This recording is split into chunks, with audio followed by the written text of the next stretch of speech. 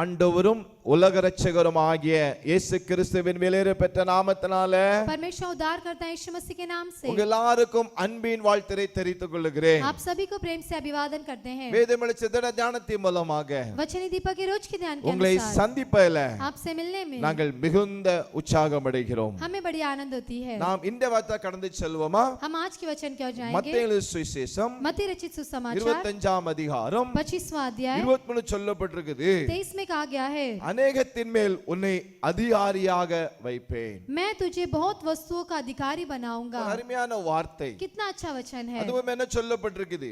क्या कहा गया है? கொஞ்சத்தில் உண்மையுள்ளவனாய் இருந்தால், अगर आप थोड़े में सच्चाई से रहे तो, கொஞ்சத்தில் உண்மையுள்ளவனாய் இருந்தால், अगर थोड़े में सच्चाई से रहे तो உன்னை अनेகத்தின் மேல் உன்னை அதிகாரியாக வைப்பேன். मैं तुम्हें बहुतों का अधिकारी बनाऊंगा. உங்களுக்கு நான் ப்ரமோஷன் கொடுப்பேன்.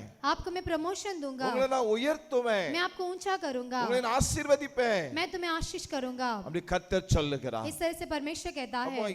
எப்படி இருக்கணுமா? कैसे हमें रहना है? கொஞ்சத்துல உண்மையாய் இருக்கணும். थोड़े में हमें विश्वास योग्य रहना है. கொஞ்சம் थोड़ा உங்களுக்கு கொடுத்த பொறுப்புகள், आपको दिए गए जो நீங்க जिम्मेदारी, ஆபீஸ்ல வேலை பார்க்கலாம், आप ऑफिस में काम कर இல்ல सकते हैं, காலேஜ்ல படித்துக் கொண்டு இருக்கலாம், कॉलेज में पढ़ाई करते होंगे, ஸ்கூல்ல படித்துக் கொண்டு स्कूल இருக்கலாம், में पढ़ाई करते இல்ல होंगे, வியாபாரம் செய்து கொண்டு இருக்கலாம், व्यापार करते இல்ல होंगे, ஊழியம் செய்து கொண்டு இருக்கலாம். सेवकाई करते होंगे. வேதம் சொல்கிறது, शास्त्र कहता है, கொஞ்சத்தில் உண்மையா இருந்தால் अगर तू थोड़े में विश्वास योग्य रहा तो अनेகத்தின் மேல் मैं உன்னை बहुतों அதிகாரியா में வைப்பேன். तुझे अधिकारी बनाऊंगा. அருமையான வார்த்தை. कितना अच्छा वचन உங்களுக்கு है. உயர்வு வேண்டுமா? आपको ऊंचाई चाहिए உங்களுக்கு क्या? ஆசீர்வாதம் வேண்டுமா? आपको आशीष चाहिए? உங்களுக்கு நன்மை வேண்டுமா? आपको भलाइयां चाहिए? கொஞ்சத்தில் உண்மையா இருங்க. थोड़े में विश्वास योग्य रहिए.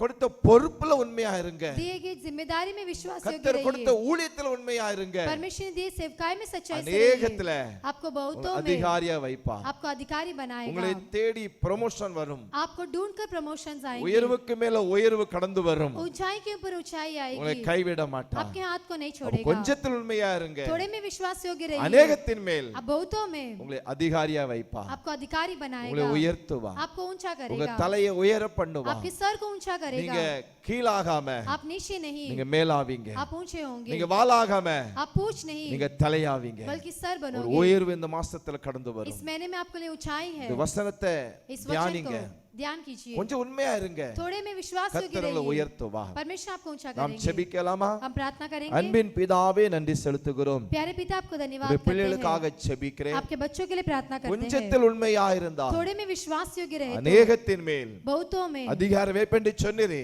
अधिकारी बनाऊंगा कहा है. இந்த வார்த்தையின் படியாக इस वचन के दौरान யாரெல்லாம் ப்ரமோஷனை காத்து கொண்டு இருக்கிறாங்களோ, जो भी प्रमोशन के लिए ठहरते हैं, உயர்வு காத்து கொண்டு இருக்கிறாங்களோ, ऊंचाई के लिए वेट कर रहे हैं, சேலரி கூடுதல் காத்து கொண்டு இருக்கிறார்களோ, सैलरी बढ़ोतरी के लिए वेट करते அப்படி हैं, ஆகட்டும். वैसे ही हो. ஒரு அற்புதம் இந்த மாசம் சீக்கிரம் செய்யும். एक अद्भुत कार्य जल्दी कीजिए. இயேசு மூலம் ஜெபங்கள் நல்ல பிதாவே. यीशु के नाम से मांगते अच्छे पिता. आमेन. आमेन.